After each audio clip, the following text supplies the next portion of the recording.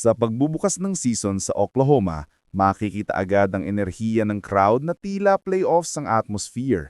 Habang tumatanggap ng championship rings ang Thunder, masaya nilang ipinakita ang white and yellow gold details na talagang nagpapaangat ng kanilang tagumpay.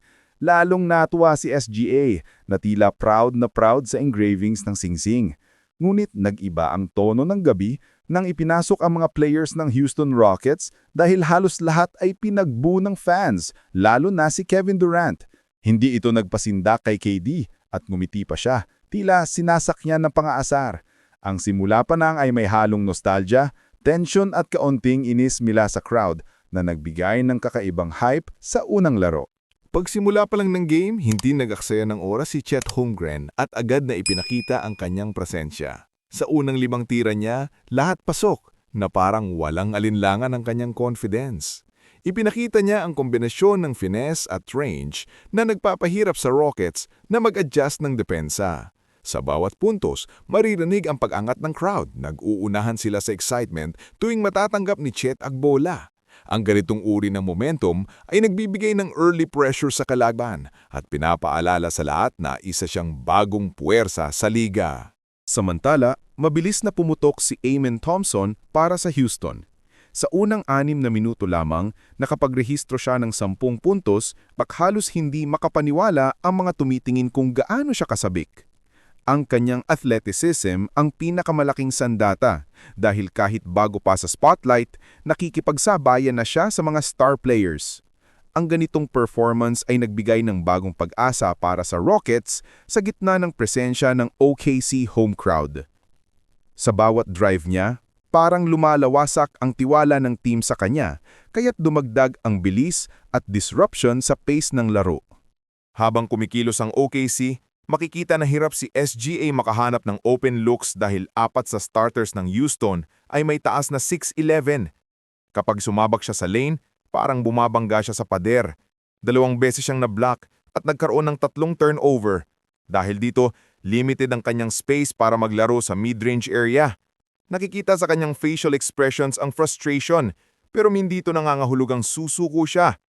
Kinailangan niyang maging mas patient, hintayin ang tamang timing at maghanap ng mas strategic openings para makabalik sa laban. Si Kevin Durant na dating bahagi ng OKC ay tinatawanan lamang ang crowd habang tinatawag siyang villain. Nakikita ang kumpiyansa niya sa bawat dribble at mid-range jumper na tila effortless sa kanyang kamay.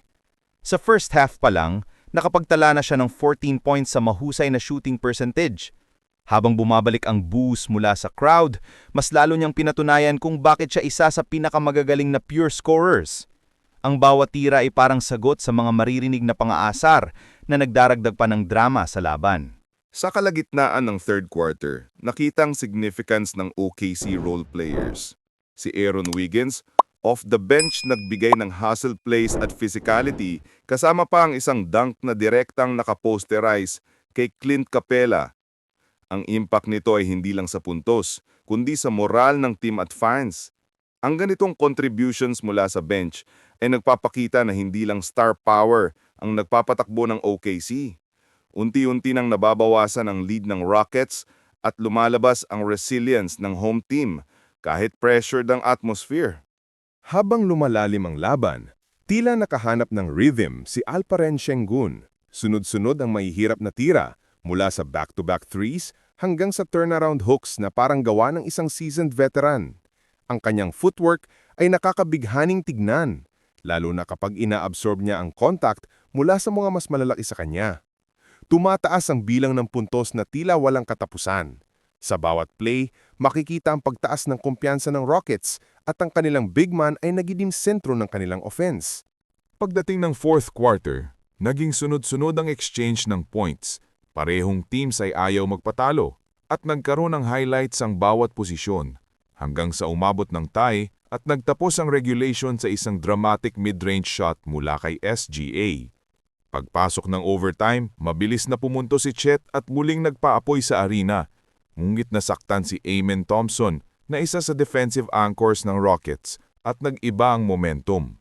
Sa ikalawang overtime, sumigaw ang fans, pagod ang players at bawat possession ay life or death. Sa huli, na-foul out si KD at hindi niya nagamit ang natitiro kontrol na nagbigay daan sa Thunder para pulutin ang panalo.